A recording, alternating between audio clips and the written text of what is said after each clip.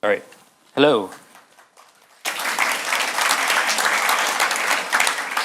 First, I'll introduce myself. My name is Brett, as he just said. I work at RDO, and I've been there for about 4 years, and I've been working on the Android app for about 3 of those years. Now that's out of the way, let's talk about RecyclerView. I think the first thing I should do is sell you on it. So why should you use it? Because you probably already have an app, it's written, it's probably using ListView or GridView or something like that.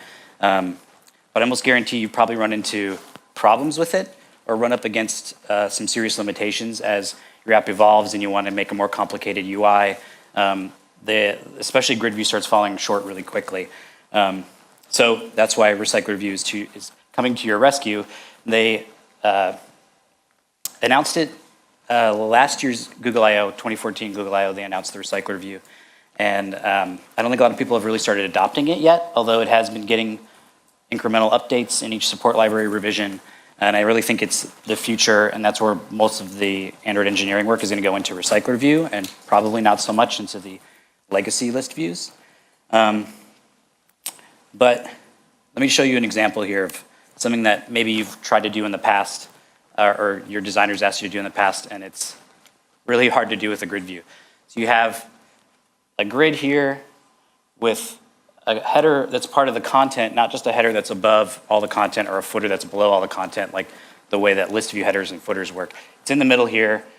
This grid has 3 columns, but you want this item to span all of them and be full bleed. And then maybe you want to have some items that are a little bit bigger because maybe they're more important or whatever. And so this is going to span 2 columns, and then everything needs to flow around it. Now the current grid view doesn't do this at all, really. You can implement a header grid view if you want, but it really does headers and footers that surround the content. It's hard to get it to be part of the content. But with RecyclerView, it's very easy to do something like this, and I will show you in just a bit. But I think a video or a live demo is going to be more exciting than just looking at a static picture. So I'm going to bring up the Genymotion emulator, give those guys a shout out. They have a booth downstairs, and I've been using Genymotion for like a year, and it's pretty awesome. So here's the demo. We start out with just a standard list. Looks pretty normal. It's got some headings. So this is a RecyclerView, and it does pretty much what the normal list view does. I've added a little bit of an animation to the bottom. That's not part of RecyclerView, but it kind of makes the scrolling a little bit nicer, and it's a little kind of more materially. The source code for this demo is on GitHub. The link is at the bottom of every slide, so you can see how I did that animation. I'm not really going to go into that during this demo. Okay, so this is kind of a standard. Okay, it's a list. It's got some headings in between the groups here. Let me get down to it right here. So then let's go. That's not too exciting. We'll go over here to the grid. So, and it's important to note that so I have a view pager in there, and I have one fragment with one layout, and then it's just configured a little bit differently for each tab. The fragment is not, the layout just has one RecyclerView in it. And so I just basically tell this RecyclerView, hey, be a grid. And I'll get into more of that later too. But so it's doing, and this is just like kind of a standard grid, and you can scroll through it, and it doesn't have anything special in it, but it gets a little more exciting when we go here, where we have, now we're implementing this heading. So maybe you want to show groups, and you want to delineate between, maybe this is like top charts or something like that, and then the next one is like maybe, new releases or something like that. And you want to be able to have this kind of visual, and it's kind of hard to see this color here, but there is a divider there. So that's cool.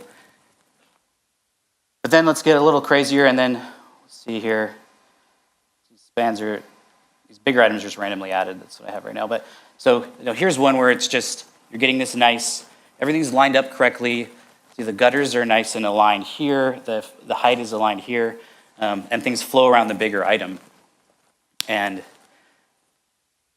that's actually, I've tried to do this in the past with GridView, and it's possible, but a lot of work. Not so much work with RecyclerView. Okay, and then I'm gonna go one more little bit of craziness. This looks kind of the same, but if you look at this first row here, there's a little bit of, it's kind of bleeding off, which implies that you can scroll this. So this is going to be, this first row here is actually a recycler view inside of a recycler view. And then I have these items that are spanning. So as we go through here, here's these lists that come through like this. And I do this just to show that it can really handle pretty much any situation you throw at it. And the way this is implemented, again, you can see this in the, if you look at the source code for the demo, but this is just an item that I've told the outer recycler view, hey, this thing spans all of the columns. And then this item itself happens to have a recycler view in it, and I've set it to be in a horizontal orientation. So then now you have, and that's one thing that you never got with the standard widgets, was a really good horizontally scrolling view, right? You have horizontal scroll view, which all it does is take one child and kind of moves it around. But it doesn't work with an adapter, so it's really hard to have page data in there. But with this, it works just like an adapter-backed view. So you could page load it, you could infinitely scroll, you could do all sorts of stuff. So that's as crazy as I got with this. But then one last thing, let's go back to the beginning. I'm just gonna show you all the things that the demo does at the beginning. Okay, so I have a little plus button here, and a lot of times you wanna let users add or remove items. And it's not that hard to actually add or remove item, but usually it's hard to get it to look like the item is adding as opposed to just appearing. But RecyclerView lets you do stuff like this. That one, maybe this one. And it's the same thing with the grid. It does a really nice job of letting you add these new items here. It scrolls them off, you delete them. And this is all like pretty much for free. There's default animations. As long as you're calling the right things, it'll animate that stuff for you. And it works with any one of these, even the really complicated one here. Although I only have it, I could have had it adding things that span, but right now it's just doing the one single item at a time. Okay, so that's basically my demo reel of why you should be using it. Hopefully I've convinced you by now that it's something that you might want to start looking at using. So let me switch back here. So we'll get into how I did some of that stuff. And this is just reiterating what you just saw. You can do simple lists, you can do simple grids, you can do grids with group headings, you can do a grid with headings and multi-column items. You can do all that with nested horizontal lists. And it's pretty nice. So again, why should you use it? It's pretty awesome. It's very flexible. It's in the support library, so you don't really have an excuse, compatibility excuse to not use it. And ListView and GridView are terrible, and they make you sad. Or they make me sad, at least. All right, so let's get into the anatomy. I think it seems, at first glance, it seems, well, maybe this is a little different, but it's pretty much the same as what you're used to using. There's the view, there has an adapter. It serves basically the same purpose as a ListView adapter does. The new things are here, the layout manager and the view holder are basically the two new things that you might need to get familiar with. So I'll just dive into each one of these. So the recycler view knows how to recycle views, and that's it. And by that, I mean that it only knows, it works with the layout manager to know when a view is either going off screen or coming on screen. And it knows whether it needs to put that particular view or view holder in a scrap heap or take it out of the scrap heap or ask for a new one to be created, things like that. So what they've done is they've extracted all of the layout logic from the view itself, which is what the big problem with ListView and GridView were, is that they had to recycle the views and know where the views need to be laid out. They fixed that now. So the layout manager is where the real magic happens. But basically, the recycler view is what you put in your layout. And it's not a list or grid. It's not horizontal or vertical. It's everything. It just depends on what layout manager you give it. So the adapter, yeah, is conceptually the same thing that you're probably already used to. It provides and binds view holders to be displayed. And so view holders, some of you are probably familiar. It's like a best practice that they've been that they've had in the Android documentation or developer guides for a long time. And I'll give you an example of those, but they're really just kind of wrappers around your view. So here's, so you can see this. This is just like a kind of pseudocode skeleton of a RecyclerView adapter. And if you look, it's pretty much what you would expect from a regular adapter. You have to implement an get item count. And the difference is here is rather than just a get view, you have on create view holder and on bind view holder. Get view, you have to check the passed in convert view. If it's null, okay, let's make a new view.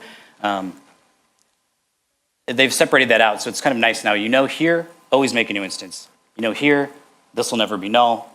Do your binding, and everybody's happy.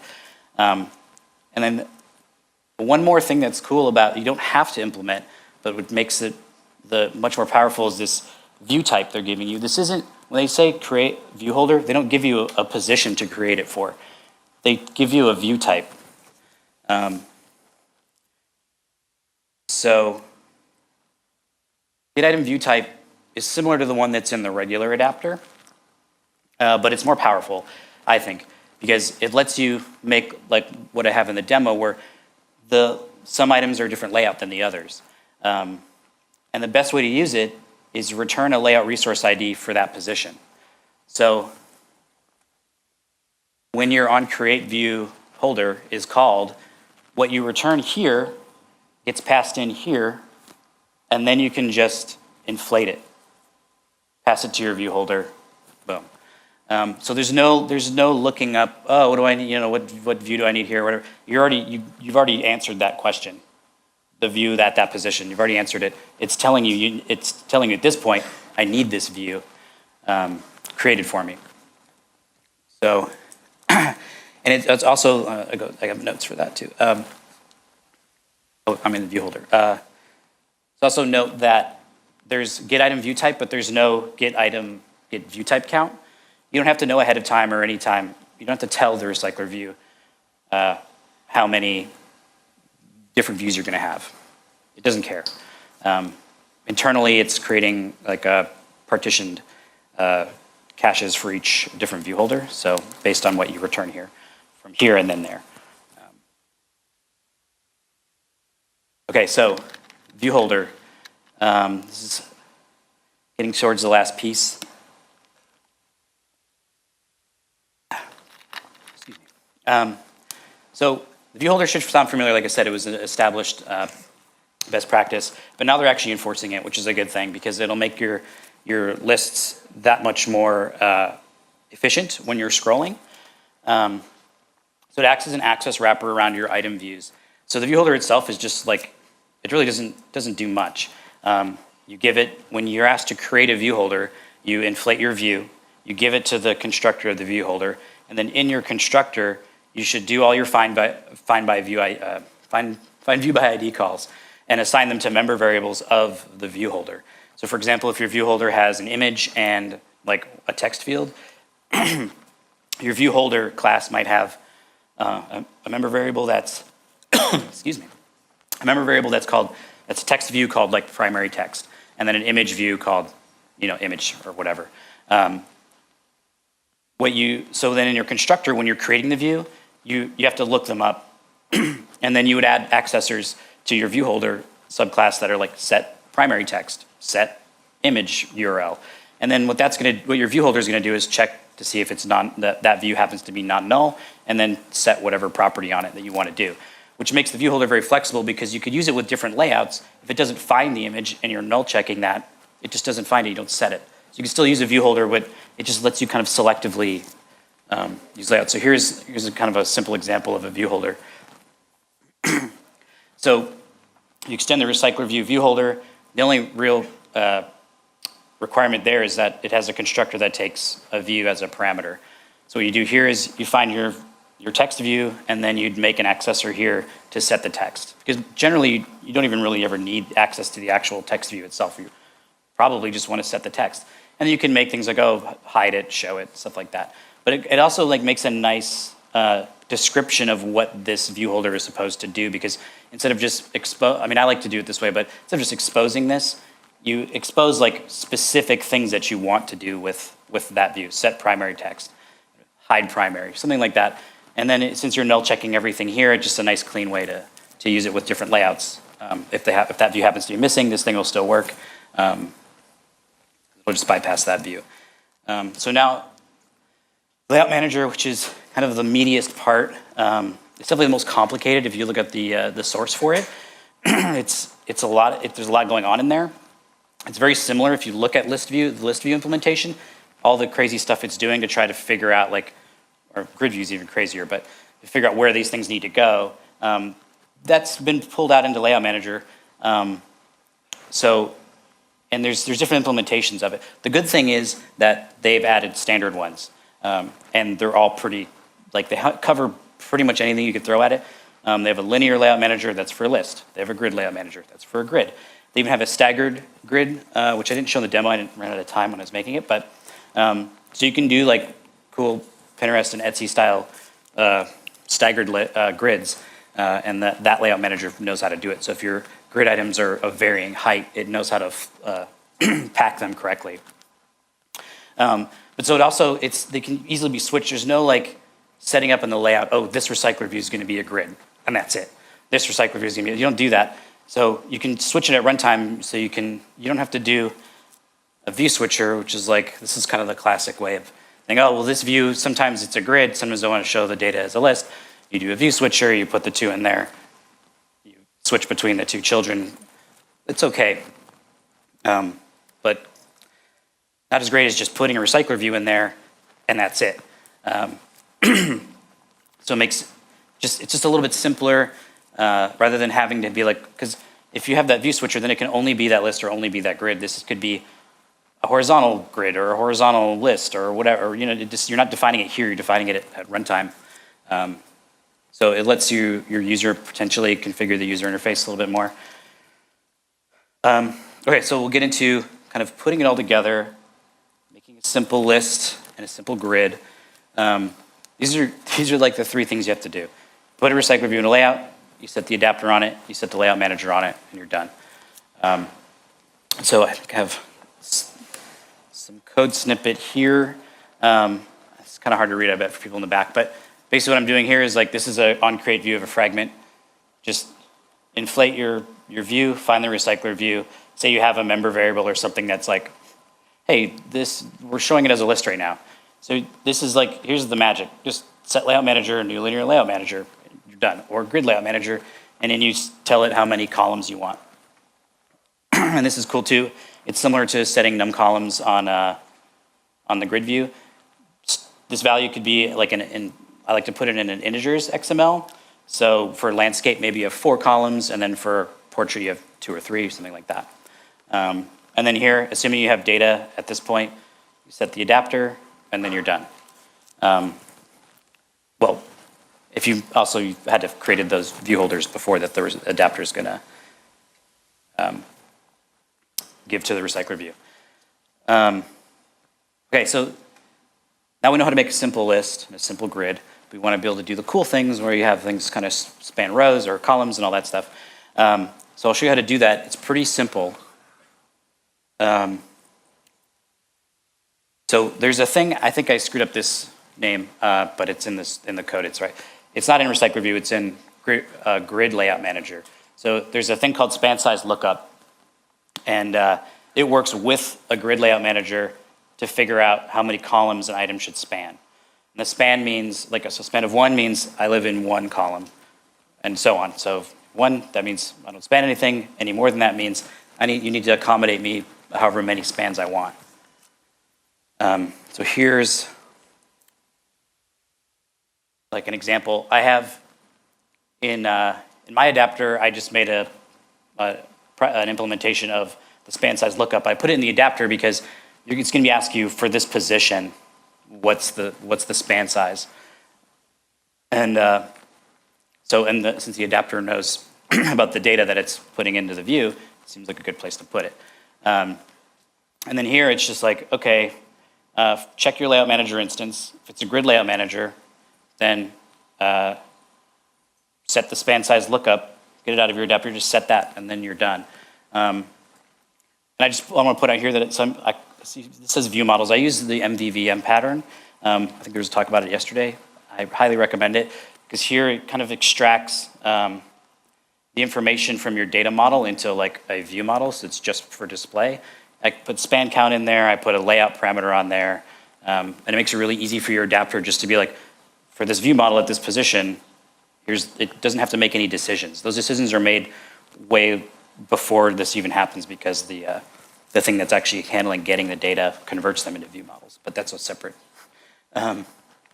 conversation. So back to this. So now, basically, what I just showed you lets you do this. That's it. Span size lookup, you set it on. If you're using a grid layout manager, you set it on there, and you can do things like this.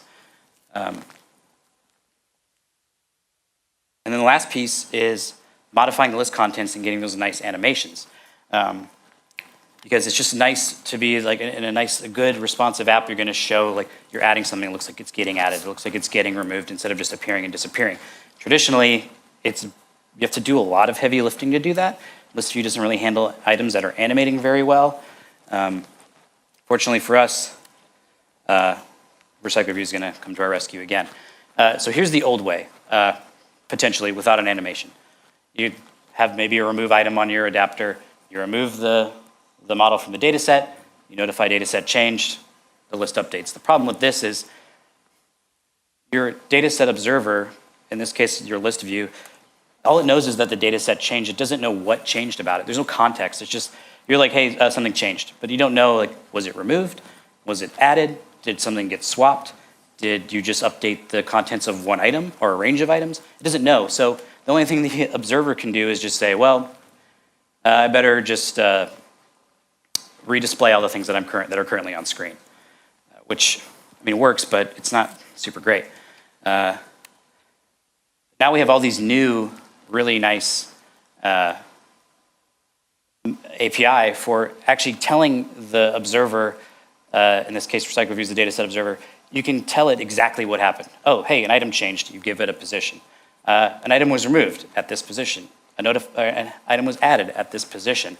There's also more. There's like, you can say a range of items have changed. You can say, I think there's one for telling that things have changed positions or been swapped. So now that the RecyclerView has a way of knowing exactly how the data set changed, it can do something smart like animate the change because it knows exactly what happened. So that's why you get these default animations and you don't have to do anything to turn them on. They're already there. So this is all you have to do from that previous example of the old way. This is the future, where you just say, you know that someone removed an item. Now you can tell the RecyclerView that this item was removed or this item was added. This is all I had to do in that to get those nice adding and removing animations. The grid one where it kind of puts them in place. This is all you have to do, and it just does those animations for you. I'm going to go back to my cool animated GIF just to reiterate, like, all you have to do is use the right notify methods, and you get those nice animations, just like here. I think I took these off the GitHub repo, so that kind of shows it. But so there you go. That's probably one of the coolest things is you really don't have to do anything to get that. Yeah, it's coming to an end. I didn't go my full time, but I'll just recap that RecyclerView is the future. You should be using it, or you should at least be thinking about using it. Use it in a new project, maybe. Think about converting your existing projects because the API is very similar. Your adapter is not really going to change very much. You're going to have to use ViewHolder, but that's not a hard thing to implement either. And then you're going to get a kind of this way cooler, a more powerful view.